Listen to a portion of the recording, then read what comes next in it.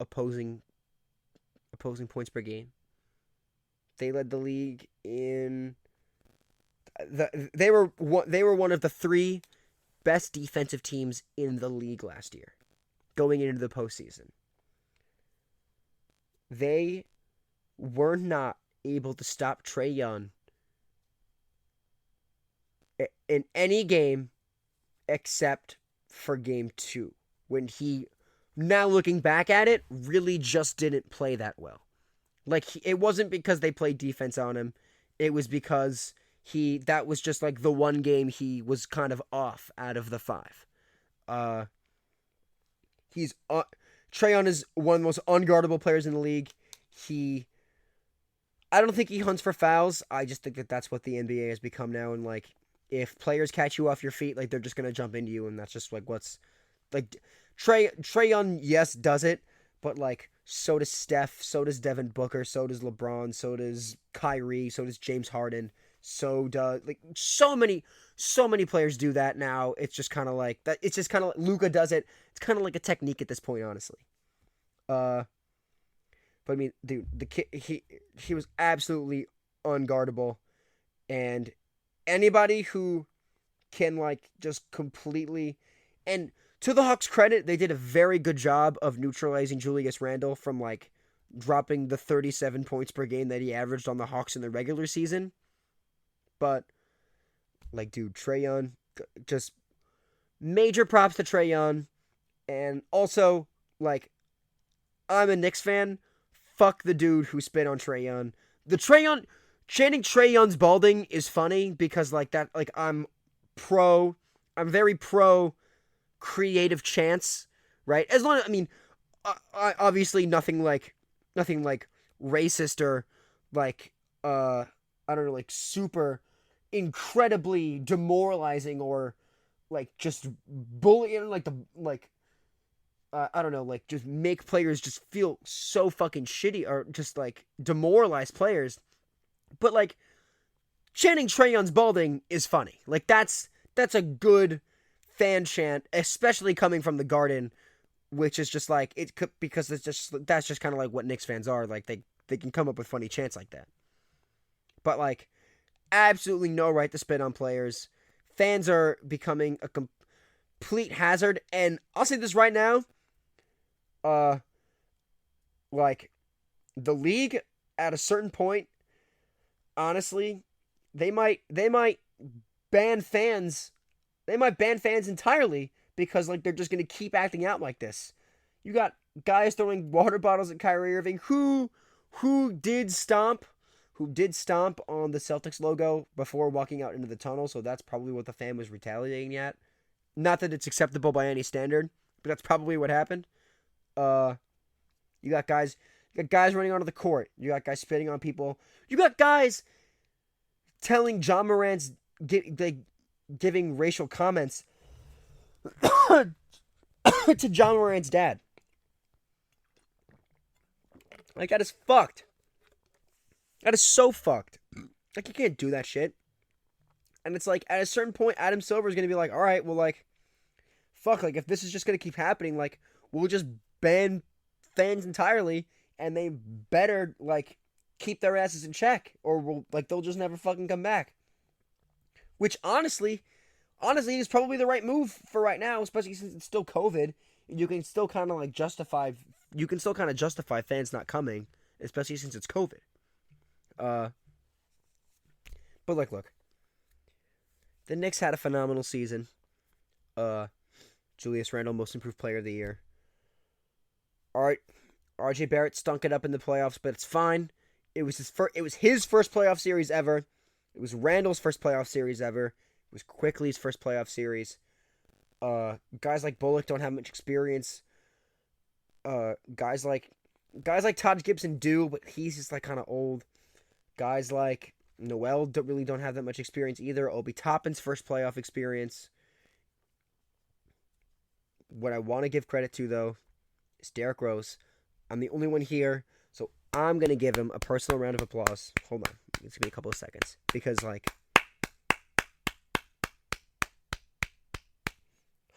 Derrick Rose. Derrick Rose the guy who, on a real level, like, hooked me on basketball. Like, big time. Like, I never bought LeBron's or Kobe's. I bought Derrick Rose's shoes when I first started playing basketball. Uh, like, he was, like, I had a Derrick Rose jersey. I had a Bulls hat. Like, Derrick Rose hooked me on basketball as a kid. That is a fact. And to see him put up those types of numbers for my favorite team, and then, like, in one of the post-game interviews, they were like, yeah, like, it's good to see vintage Rose again. He's like, oh, I don't know what everybody's talking about vintage Rose. Like, yeah, like, I've had injuries and stuff, but I'm on my feet at practice for like 2-3 hours at a time. Like, people for whatever reason think I can't play 40 minutes, and I'm like, shit. Like, yeah, like, fuck, that's a good point. Like, he can play 40 minutes because he's practicing for 2-3 hours like pretty much every day, and he's in the gym probably for extra. So it's like, yeah, like, that really never even crossed my mind that he has the ability to play for 40 minutes because he does it all the fucking time. So yeah, like, kudos to Derrick Rose for, like, officially being back and also not wanting to leave the Garden.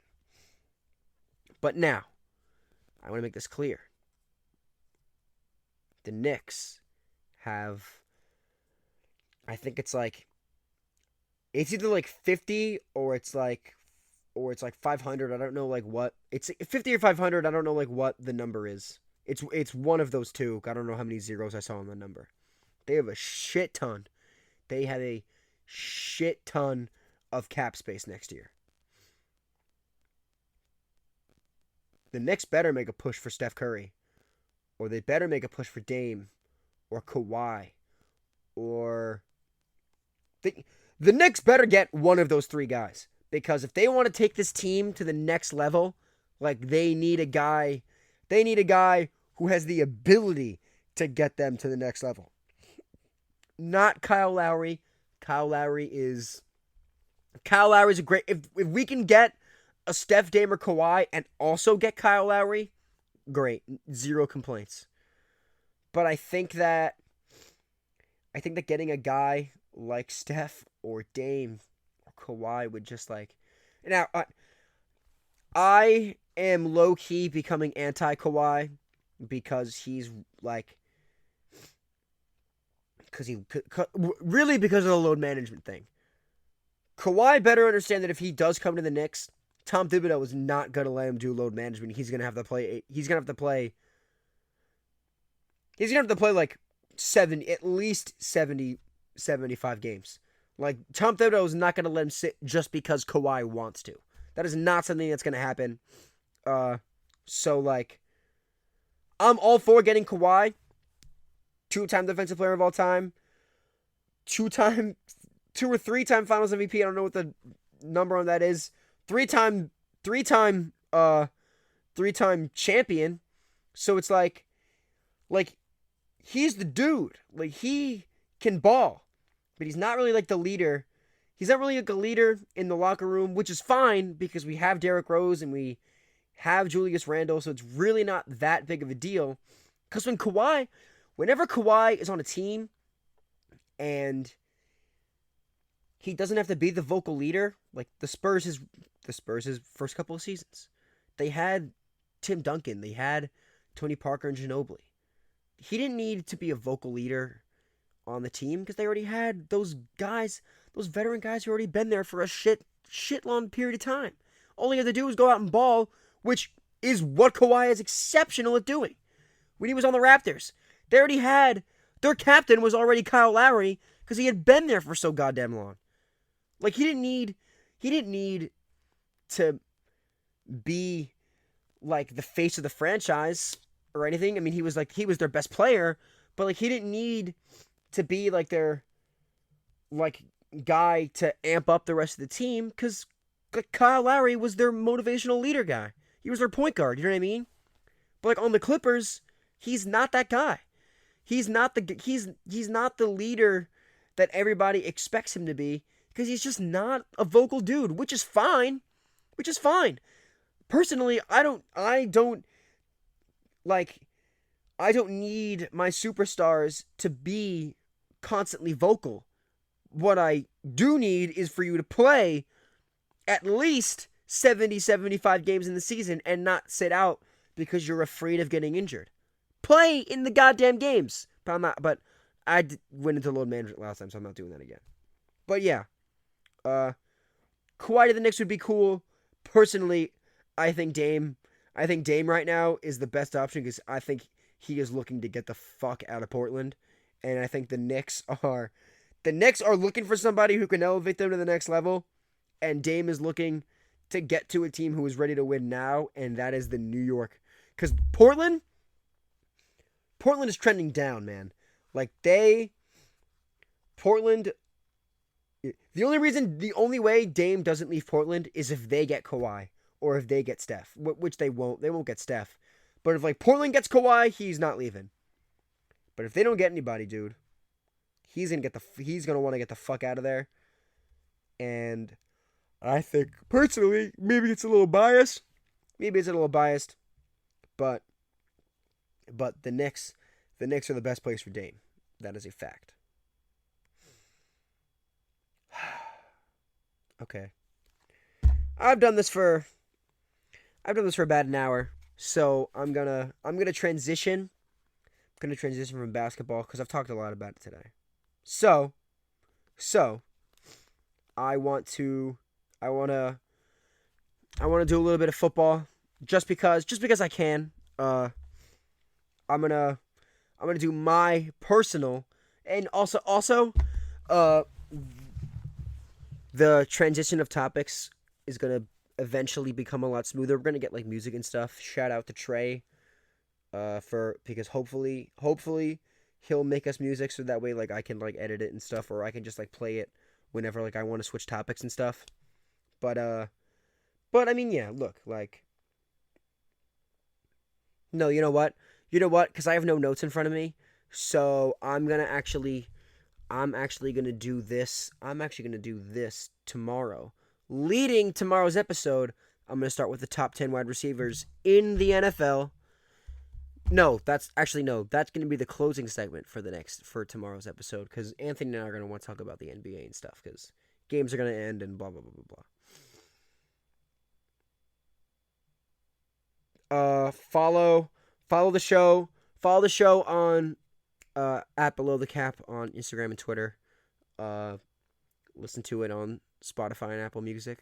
And yeah, this has been episode 13?